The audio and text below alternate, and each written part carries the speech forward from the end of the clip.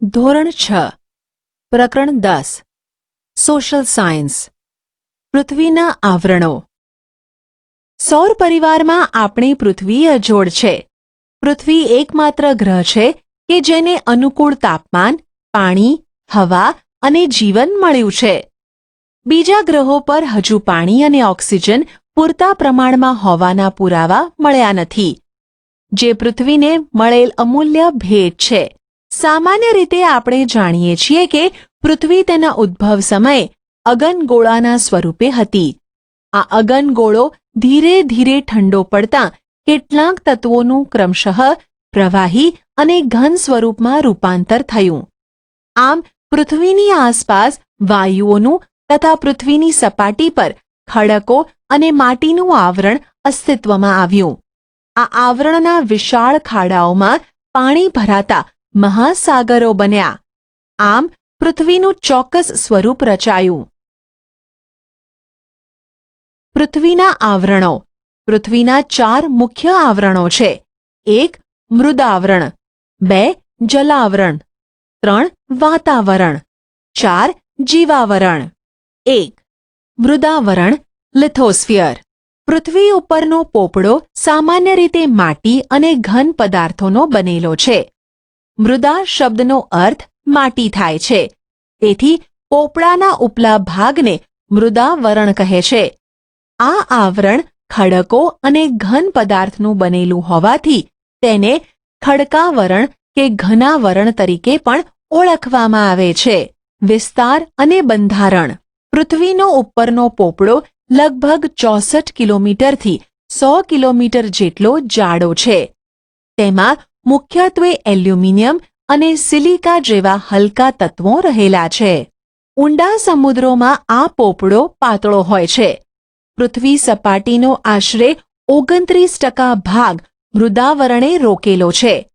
આ ભાગ પર પર્વતો, ઉચ્ચ પ્રદેશો, મેદાનો વગેરે આવેલા છે.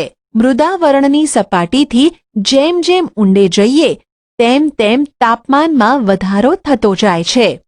સામાન્ય રીતે દર 1 કિલોમીટરની ઊંડાઈએ જતાં આશરે 30 ડિગ્રી સેલ્સિયસ તાપમાનનો વધારો થાય છે. આમ અહીં વધારે ગરમીને કારણે અંદરના ખડકો પણ પીગળી જઈ અર્ધપ્રવાહી ઘટ સ્વરૂપમાં ફેરવાઈ જાય છે. આ ખડકોના પીગળેલા દ્રવ્યને મેગ્મા કહે છે, જેમાં કેટલાક વાયુઓની હાજરી હોય છે. અહીં ઉપરના ખડકોનું દબાણ ખૂબ જ વધારે હોય છે. આમ દબાણ અને ગરમી જેવા પરસ્પર વિરોધી બળો વચ્ચે સમતુલા જળવાય છે. એટલે જ પૃથ્વીનો પોપડો ફાટી જતો નથી.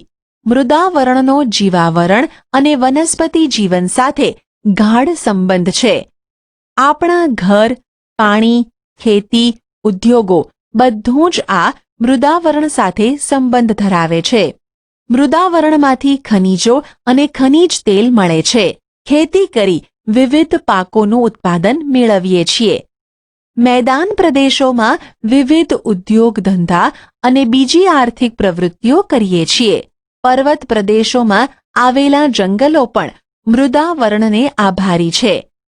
ટૂંકમાં એમ કહી શકાય કે આહારથી માંડીને આવાસ અને આપણા અસ્તિત્વનો પાયો એટલે જ મૃદાવરણ. 2. જલાવરણ હાઇડ્રોસ્ફિયર. પૃથ્વી સપાટી પર ભૂમિ પ્રદેશ કરતાં પાણીના વિસ્તારનું પ્રમાણ વધારે છે. પૃથ્વી સપાટીનો જે વિસ્તાર પાણીથી ઘેરાયેલો છે તેને જલાવરણ તરીકે ઓળખવામાં આવે છે. પૃથ્વી સપાટીનો લગભગ 71% જેટલો વિસ્તાર જલાવરણથી ઘેરાયેલ છે. પૃથ્વી સપાટીનો આ વિસ્તાર એટલો વિશાળ છે કે એમાં ભૂમિખંડો પણ ટાપુ જેવા લાગે છે. પૃથ્વી પરના વિશાળ જળરાશિ ધરાવતા ભાગોને મહાસાગરો તરીકે ઓળખવામાં આવે છે, જે ક્રમશઃ પેસિફિક, એટલાન્ટિક, હિંદ અને આર્કટિક મહાસાગર તરીકે જાણીતા છે. પૃથ્વી પરના મહાસાગરો ખૂબ વિશાળ અને ઊંડા છે. તેના તળિયે 10 થી 11 કિલોમીટર જેટલી વિશાળ અને ઊંડી ખાઈઓ છે. મહાસાગરોના તળિયે પણ પૃથ્વી સપાટી જેવા ભૂમિ સ્વરૂપો આવેલા છે. પૃથ્વી પર જે પાણી છે તેમાંથી 97% સમુદ્રમાં રહેલું ખારું પાણી છે. બાકીના પાણીનો આશરે પોણો ભાગ ધ્રુવો પર તથા હિમાલય જેવા બીજા ઊંચા પર્વતો પર બરફ રૂપે છે. જે પાણી પૃથ્વીના પેટાળમાં છે, સરોવરમાં અને નદીઓ રૂપે વહે છે, તેનું પ્રમાણ ખૂબ જ ઓછું છે. પૃથ્વી પર રહેતા જીવો અને વનસ્પતિને પાણી વિના ચાલતું નથી. પાણી ખોરાક સાથે મળે કે હવામાંથી ભેજરૂપે મળે. જલાવરણનું અસ્તિત્વ એટલે જ સજીવ સૃષ્ટિનું અસ્તિત્વ. પૃથ્વી પરના વરસાદ માટેનો મોટા ભાગનો ભેજ સમુદ્રમાંથી આવે છે. સમુદ્રના તળિયે કિંમતી ખનિજોનો મોટો જથ્થો આવેલો છે. પાણીમાંથી મીઠું મેળવીએ છીએ અને તેના તળિયે મેંગનીઝ, લોખંડ, કલાઈ વગેરે ખનિજો આવેલા છે. માનવીના પ્રોટીનયુક્ત આહારના ભંડારો પણ છે. સમુદ્રો કે મહાસાગરોના મોજા, પ્રવાહો અને ભરતીમાં પ્રચંડ શક્તિ રહેલી છે. તેને નાથીને વિદ્યુત શક્તિ મેળવી શકાય છે. મહાસાગરો જળ પરિવહનના માર્ગો બન્યા છે. વિવિધ દેશોના વેપારમાં પણ જળમાર્ગો વધારે અનુકૂળ રહ્યા છે. વાતાવરણ એટમોસ્ફિયર. પૃથ્વીની ચારે બાજુ વીંટળાઈને આવેલા લગભગ 800 થી 1000 કિલોમીટરની ઊંચાઈ સુધીના વિવિધ વાયુના આવરણને વાતાવરણ કહે છે. વાતાવરણને નરી આંખે જોઈ શકાતું નથી. વાતાવરણમાં વિવિધ વાયુઓ, પાણીની વરાળ, ધૂળના રજકણો, ઉલ્કાકણ, ક્ષારકણ તથા સૂક્ષ્મ જીવજંતુઓ ભળેલા હોય છે. વાતાવરણ રંગ, ગંધ અને સ્વાદ રહિત હોય છે તેમજ પારદર્શક હોય છે. વાતાવરણમાં વાયુ, પ્રવાહી અને ઘન તત્વોનો સમાવેશ થાય છે. તેમાં આવેલા વિવિધ વાયુઓમાં nitrogen, oxygen, argon, carbon dioxide, ozone વગેરે મુખ્ય છે. પૃથ્વીની સપાટી નજીકનું વાતાવરણ ઘટ છે, જ્યારે પૃથ્વીની સપાટીથી ઊંચે જતા વાયુઓનું પ્રમાણ ઘટતા હવા પાતળી થતી જાય છે. પૃથ્વીની સપાટીથી જેમ ઊંચે જઈએ તેમ વાતાવરણના મોટા ભાગના વાયુઓનું પ્રમાણ ઘટતું જાય છે. કાર્બન ડાયોક્સાઇડ વાયુ ભારે હોવાથી હવાના નીચલા સ્તરમાં તે વધારે પ્રમાણમાં હોય છે અને ઉપર જતાં ઓછો થઈ જાય છે.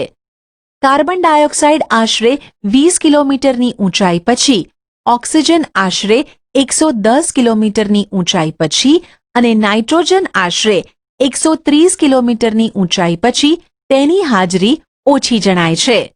ખૂબ ઊંચાઈએ જતાં તો માત્ર હાઇડ્રોજન અને હિલિયમ જેવા હલકા વાયુઓ હોય છે. વાતાવરણમાં ઓઝોન વાયુનું પ્રમાણ ખૂબ ઓછું હોય છે. આ વાયુ સૂર્યના જલદ પારજાંબલી કિરણોનું શોષણ કરી પૃથ્વીને સૂર્યની પ્રચંડ ગરમીથી બચાવે છે. આ વાયુ મુખ્યત્વે વહેલી સવારે ખુલ્લા મેદાનમાં અને સમુદ્ર કિનારાની હવામાં વધારે પ્રમાણમાં હોય છે. વળી ઓઝોન વાયુ સ્વાસ્થ્યવર્ધક હોવાથી લોકો આવા સ્થળે વહેલી સવારમાં ચાલવા માટે જાય છે. વાતાવરણમાં રહેલા વિવિધ રજકણોને લીધે પૃથ્વી પર સૂર્યપ્રકાશ રેલાતો જોવા મળે છે. તેનાથી એકાએક અંધારું કે અજવાળું થતું નથી. સૂર્યોદય પહેલાં ઉષાકાળ અને સૂર્યાસ્ત પછી સંધ્યાના આકાશી રંગો આ રજકણોને આભારી છે. રજકણો દ્વારા પ્રકાશના કિરણોનું પરાવર્તન થાય છે અને આપણને સૂર્યપ્રકાશ મળે છે. વાતાવરણના માધ્યમથી અવાજ સાંભળી શકાય છે. અવાજ અને પ્રકાશના મોજા વાતાવરણમાં પરાવર્તન પામી પૃથ્વી સપાટી પર પાછા ફરે છે. તેથી જ રેડિયો અને દૂરદર્શનના પ્રસારણ શક્ય બને છે. વાતાવરણ સાથેના ઘર્ષણથી ઉલ્કા જેવા અવકાશી પદાર્થો સળગી ઉઠી નાશ પામે છે. આમ વાતાવરણ પૃથ્વી માટે કુદરતી ઢાલની ગરજ સારે છે. જીવાવરણ બાયોસ્ફિયર. મૃદાવરણ, વાતાવરણ અને જલાવરણ ના જે ભાગમાં જીવસૃષ્ટિ વ્યાપેલ છે તેને જીવાવરણ કહે છે. સૌર પરિવારમાં પૃથ્વી એ એક જ એવો ગ્રહ છે જેને જીવાવરણ મળ્યું છે.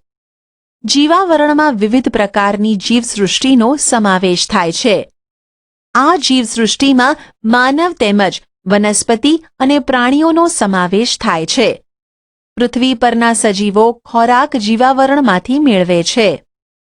જીવાવરણના સજીવો માનવ જગતને વૈવિધ્યપૂર્ણ ખોરાક અને કાચો માલ પૂરો પાડે છે.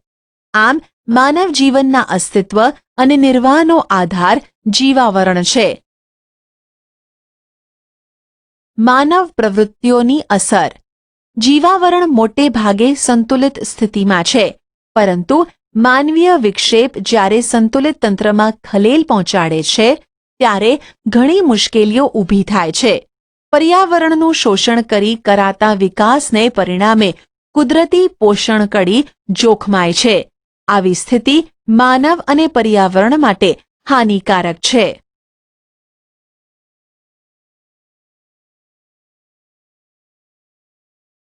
આપેલા વિકલ્પોમાંથી સાચો વિકલ્પ પસંદ કરી સબમિટ બટન પર ક્લિક કરો.